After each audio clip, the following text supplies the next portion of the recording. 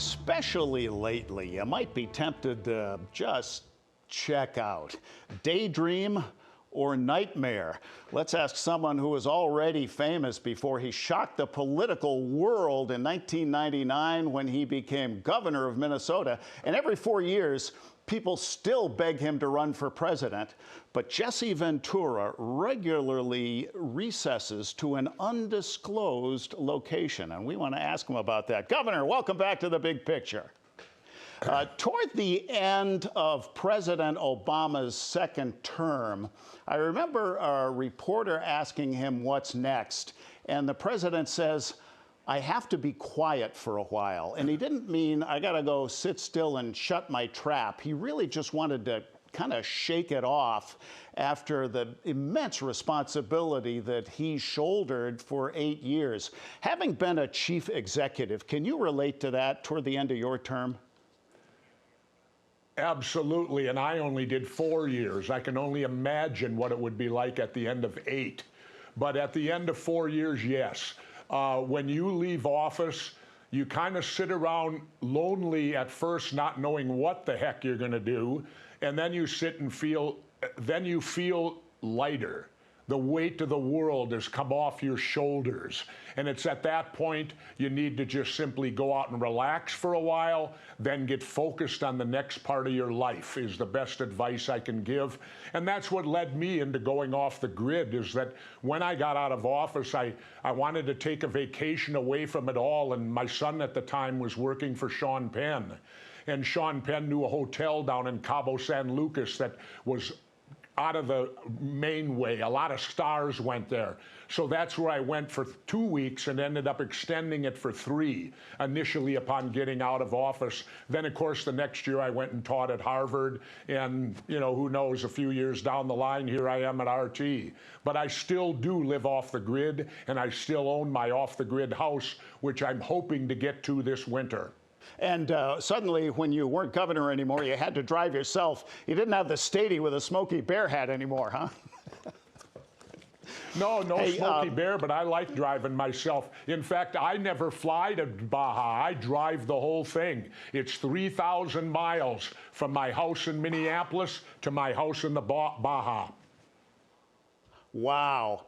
Europeans really value their vacation time. They call it holiday. And even keeping up with all that you and I have to do, following the news to do our shows here on RT, like many Americans, it's easy to become a workaholic. Unless you do check out in the way that you do from time to time, don't you feel as though you're going to miss the forest for the trees of life? No, not at all. First of all, I've been down that road of overworking yourself. There was a point, Holland, in my wrestling career, I wrestled 63 consecutive nights in a row. Think about that. Over 2 months. Every night I was in the wrestling ring, and that included traveling to get there, working out, doing everything to prepare yourself to have a professional wrestling match. So you can overwork yourself. Fortunately, we usually do it at a young age where our bodies and minds can handle it, because that's how I viewed it. And now today, I could never work at that level that I did when I did 63 nights in a row as a pro wrestler. Hey, I don't want to blow your cover by asking you too much detail, but just how remote is your getaway? Do you have the internet there, or do you choose not to? Well, first of all, I heard your previous guests talk about all these regulations and stuff if you go off the grid. I got news for all your viewers. Go off the grid in Mexico. There's no regulations whatsoever. All you got to do is pay your taxes. They don't care about nothing else. Get out of the U.S. The U.S. is the country of regulations. Down in Mexico, I live an hour from pavement and an hour from electricity. Now wait, I got to correct that. Only a half hour from electricity now. They brought electricity to the little school up in the mountains that I have to travel by to go into town. So I'm a half hour from electricity and a full hour from pavement. And what you do then is you require yourself to plan ahead. You go to town once a week. You buy everything you need for that week. But the great thing about living like that is changing your life. You go from watching TV like we do, Holland, keeping track of everything happening in the world. When I get down there off the grid, my only world is what I can see. Yes, my wife has internet, but we have no telephone, we have no television to watch any television throughout the world. So I go literally for months with no phone and no TV, and it is wonderful. And Jesse, this is the first time you and I have had a chance to talk since that bombshell piece in The Atlantic, quoting President Trump, remarks about John McCain, which have since been documented by video and tweets that have gone viral, saying things about the general. He has called those who have served and defended our country losers and suckers, and has reportedly, if you can believe this, asked that wounded veterans been kept out of parades. Jesse, ever since the Access Hollywood tape, I am convinced that nothing sticks to this guy. Do you think this will on Election Day? I don't know, but it stuck to me. I'll tell you what, when he sits and tells us Vietnam veterans were suckers for going and all that, because he didn't. Because he more than likely committed a felony to get out of military service. He calls himself the most patriotic man in America, and yet if you look at him and his whole family, Trump and his whole family, 3 generations, not one of them has ever served in the military. I can tell you this, Holland, I did 4 years active duty and 2 years in the reserves. Not once during those 4 years did I meet someone worth $1 million.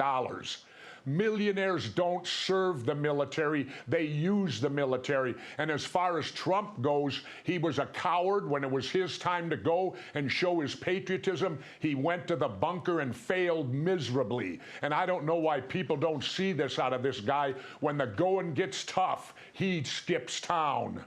Yeah, apparently bone spurs run in the family. And Jesse, every time I see you, I say thank you for your service. And every time I meet a Vietnam vet, to this day, I still say, welcome home.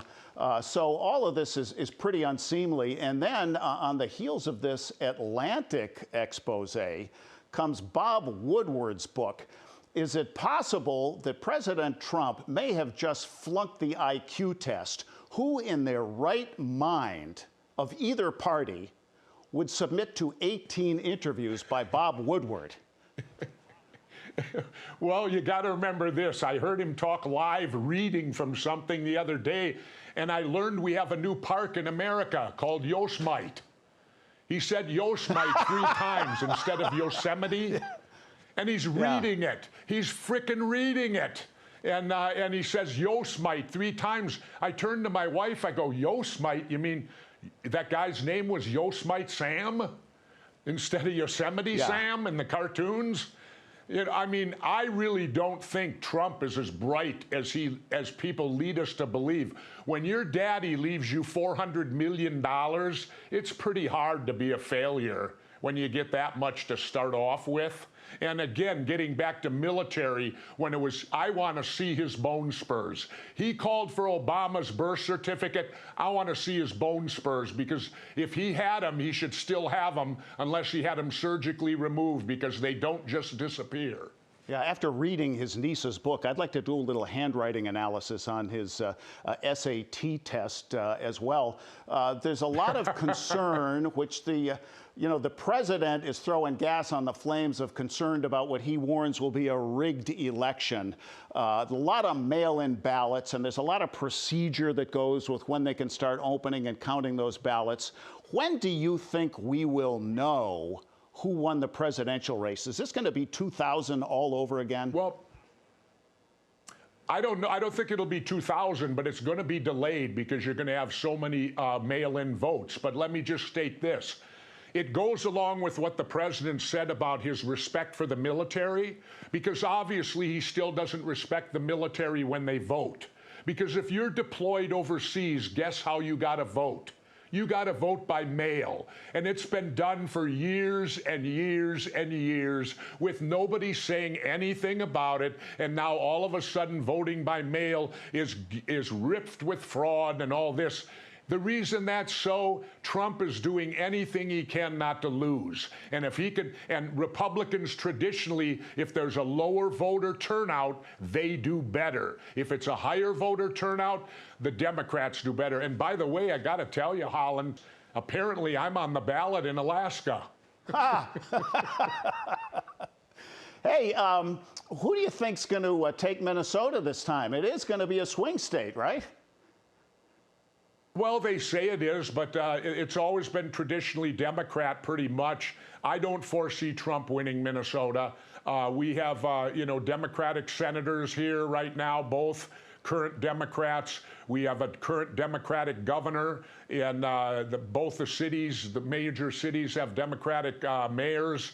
So we're a fairly liberal state. We always have been. But Minnesota surprises me, too, because we've been very slow on the legalization of cannabis, which causes me great embarrassment that the state of Minnesota is standing on the dock while the ship's leaving the harbor. Hey, I want to just bounce back to what you were saying about the military, because God bless them, our men and women in uniform have a commander-in-chief. They tend to be loyal. They tend to fall in line. What is your message to people in uniform about what the president has said about them? Talk to them.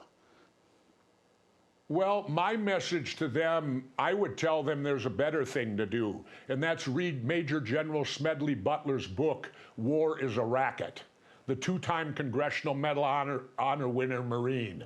Read that book. I would suggest all military personnel read that book and then make your own judgment after reading General Butler's, the two-time Congressional Medal of Honor winner's book, War is a Racket. And, these men and women put their lives on the line, and we call them heroes for protecting our freedom. Our freedom has not been in any danger since World War II. Let's face facts. None of these wars we're involved in affect our freedom. Nobody's coming in here to take us over. I would like to know who that is and where the Normandy invasion is going to take place in Virginia. Yeah, this president talks tough. And ever since he's been in office, we've been walking down the sidewalk in Washington very carefully because defense contractors are doing cartwheels. Governor Jesse Ventura, host of The World According to Jesse here on RT America. Drive carefully for those 3,000 miles down to Mexico. And thanks for coming back. Talk to us, Jesse. Holland, I might not be able to go. The borders are closed to driving yet. Mention my name at the border. They'll let you in. Thank you, Jesse Ventura, and thank you. They'll kick me out. Thank you for watching The Big Picture. We're going to be back same time next week, and we're going to talk about toxic talk as the election draws near. You won't want to miss it. If it's not a convenient time for you, set your DVR. On DirecTV, we're channel 321. On a dish, we're 280. If you've cut the cord, good for you. Pluto TV is free. We're 279. You can watch RT America on the live stream at youtube.com/RT America. You can see all of my shows at youtube.com/TheBigPictureRT. And we will put a TV in your pocket with thousands of shows when you download our new portable TV app. It's free in the App Store and at Google Play. You won't believe how much stuff we have there. And remember my deal, offer stands. I am at Holland Cook on Twitter. And if you follow me, I'll follow you. Question more.